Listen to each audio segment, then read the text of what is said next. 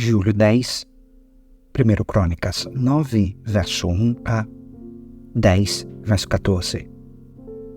Todo Israel foi listado no registro genealógico do livro dos reis de Israel. O povo de Judá foi exilado na Babilônia por causa de sua infidelidade.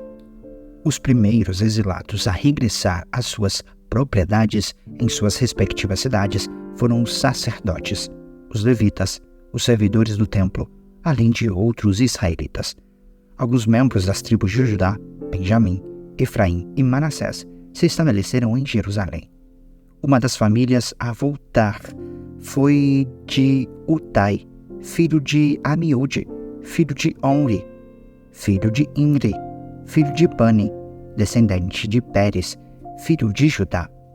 Do clã dos Silonitas, alguns dos que voltaram foram Asaías, o mais velho, e seus filhos.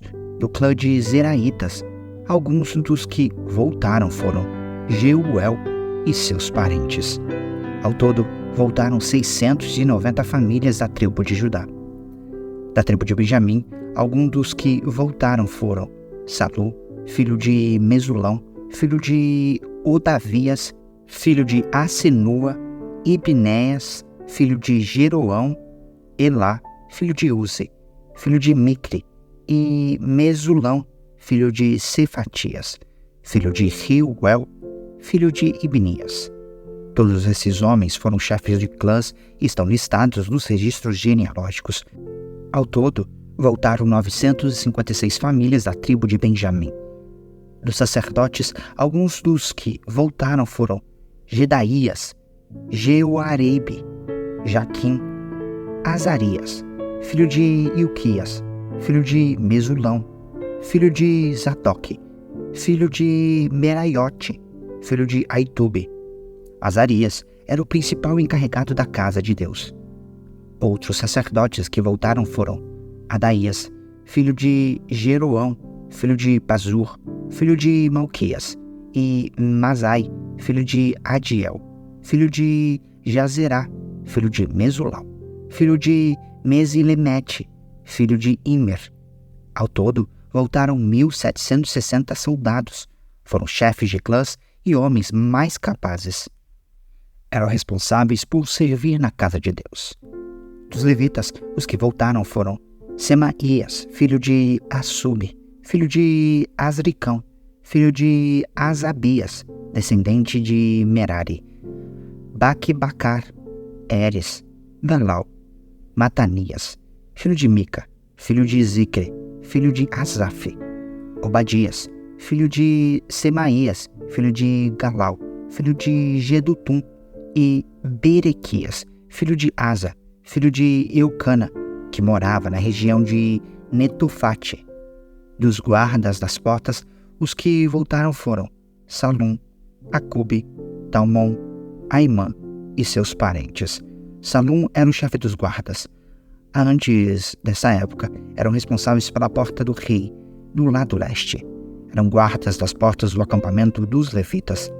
Salum era filho de Coré, descendente de Abiasaf, do clã de Corá.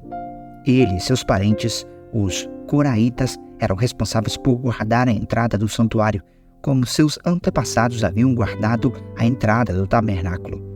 Naquele tempo, Finéias, filho de Eleazar, era o encarregado dos guardas das portas, e o Senhor estava com ele.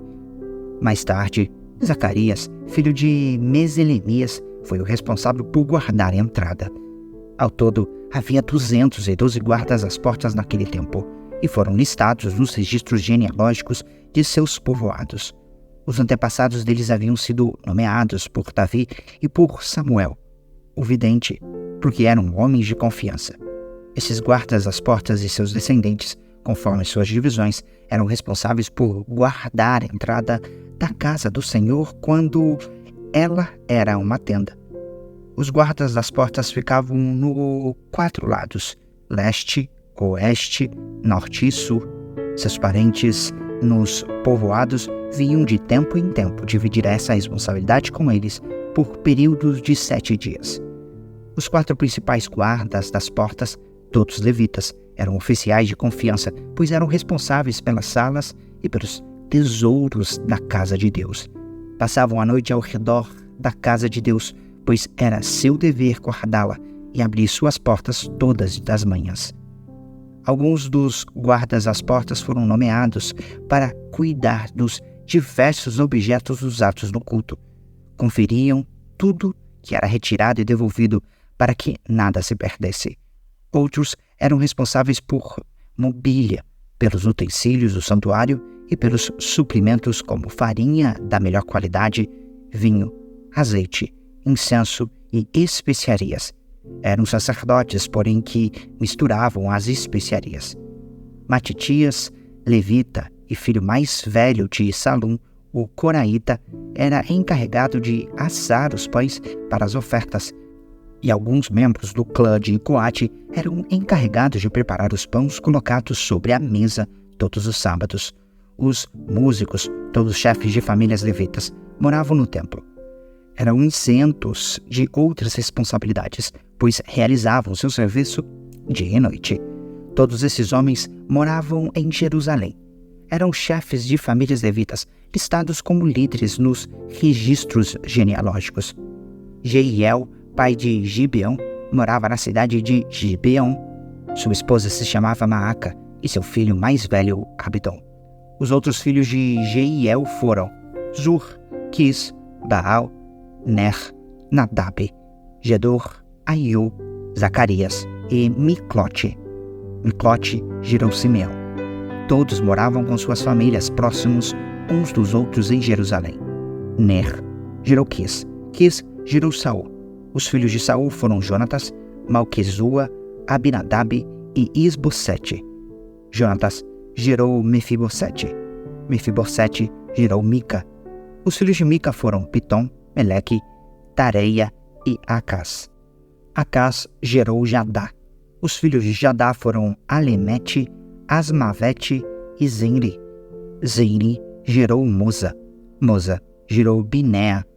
O filho de Binea foi Refaías. O filho de Refaías foi Eleazar. O filho de Eleazar foi Azel. Estes foram os filhos de Azel: Asricão, Bocro, Ismael, Searias, Obadias e Anã. Todos esses foram filhos de Azel. Os filisteus atacaram Israel e os israelitas fugiram deles. Muitos foram mortos nas encostas do monte Gilboa. Os filisteus cercaram Saul e seus filhos e mataram 3 deles: Jonatas, Abinadab e Malquizua. O combate se tornou cada vez mais intenso em volta de Saul e os arqueiros filisteus o alcançaram e o feriram. Saul disse a seu escudeiro: pegue sua espada e mate-me antes que esses filisteus incircuncisos venham e me torturem. Mas o escudeiro teve medo e não quis matá-lo. Então Saul pegou sua própria espada e se lançou sobre ela. Quando viu que Saul estava morto, o escudeiro se lançou sobre sua espada e morreu. Saul e seus 3 filhos morreram juntos e sua dinastia chegou ao fim. Quando os israelitas no vale de Jezreel viram que o exército israelita havia fugido e que Saul e seus filhos estavam mortos, abandonaram suas cidades e fugiram. Então os filisteus vieram e ocuparam essas cidades. No dia seguinte, quando os filisteus foram saquear os mortos, encontraram os corpos de Saul e seus 3 filhos no monte Gilboa. Removeram a armadura de Saul e cortaram sua cabeça.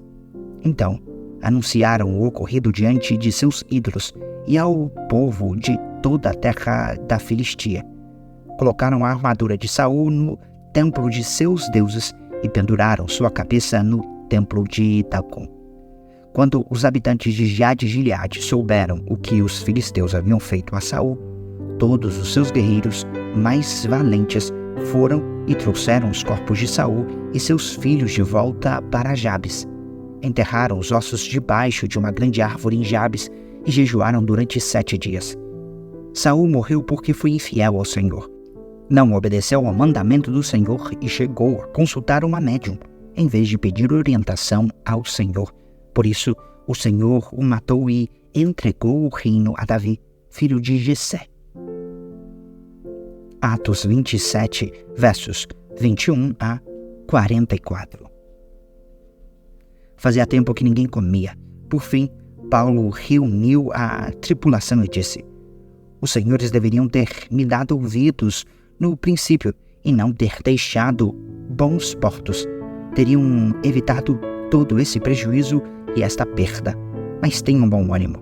O navio afundará, mas nenhum de vocês perderá a vida, pois ontem à noite um anjo do Deus a quem pertenço e sirvo se pôs a meu lado e disse: não tenha medo, Paulo. É preciso que você compareça diante de César.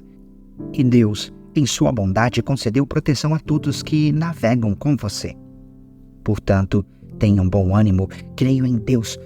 Tudo ocorrerá exatamente como ele disse. É necessário, porém, que sejamos impulsionados para uma ilha. Por volta da meia-noite, na 14ª noite de tempestade, enquanto éramos levados de um lado para o outro no mar Adriático, os marinheiros perceberam que estávamos perto da terra firme. Lançaram a sonda e verificaram que a água tinha 37 metros de profundidade. Um pouco depois, lançaram a sonda novamente e encontraram apenas 27 metros.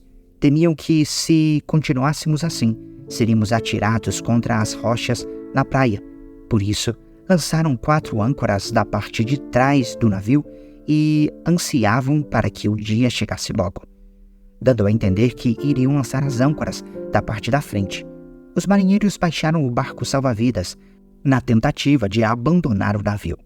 Paulo, então, disse ao oficial no comando e aos soldados: se os marinheiros não permanecerem a bordo, vocês não conseguirão se salvar.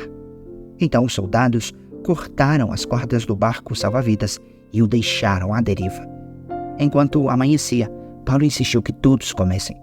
De tão preocupados, vocês não se alimentam há 2 semanas, disse ele. Por favor, comam alguma coisa agora, para seu próprio bem, pois nem um fio de cabelo de sua cabeça se perderá. Em seguida, tomou um pão, deu graças a Deus na presença de todos, partiu em pedaços e comeu. Todos se animaram e começaram a comer. Havia um total de 276 pessoas a bordo. Depois de se alimentar, a tripulação aliviou o peso do navio mais um pouco, atirando ao mar toda a carga de trigo. Ao amanhecer, não reconheceram a terra, mas viram uma enseada com uma praia e cogitaram se seria possível chegar ali e atracar o navio. Então, cortaram as âncoras e a deixaram no mar. Depois, afrouxaram as cordas que controlavam os lemes, levantaram a vela da frente e foram rumo à praia. Mas o navio foi apanhado entre 2 correntezas contrárias e encalhou antes do esperado. A parte da frente se encravou e ficou imóvel, enquanto a parte de trás, atingida pela força das ondas, começou a se partir. Os soldados queriam matar os prisioneiros para que não nadassem até a praia e depois fugissem. O oficial no comando, porém, desejava poupar a vida de Paulo e não permitiu que executassem seu plano. Ordenou aos que sabiam nadar que saltassem ao mar primeiro e fossem em direção à terra. Os outros se agarraram às tábuas ou pedaços do navio destruído. Assim, todos chegaram à praia em segurança. Salmos 8, versos 1 a 9. Ao regente do coral, Salmo de Davi para ser acompanhado com instrumento de cordas. Ó Senhor, nosso Deus, teu nome majestoso enche a terra, tua glória mais alta que os céus. Tu ensinastes crianças e bebês a anunciarem tua força. Assim, calaste teus inimigos e todos que a ti se opõem.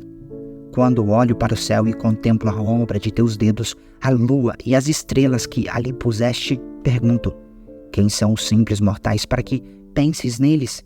Quem são os seres humanos para que com eles te importes? E, no entanto, os fizeste apenas um pouco menores que Deus e os coroaste de glória e honra. Tu os encarregaste de tudo o que criaste e puseste sobre a autoridade deles todas as coisas, os rebanhos, o gado e todos os animais selvagens, as aves do céu, os peixes do mar e tudo que percorre as correntes do oceano. Ó Senhor, nosso Deus, teu nome majestoso enche a terra.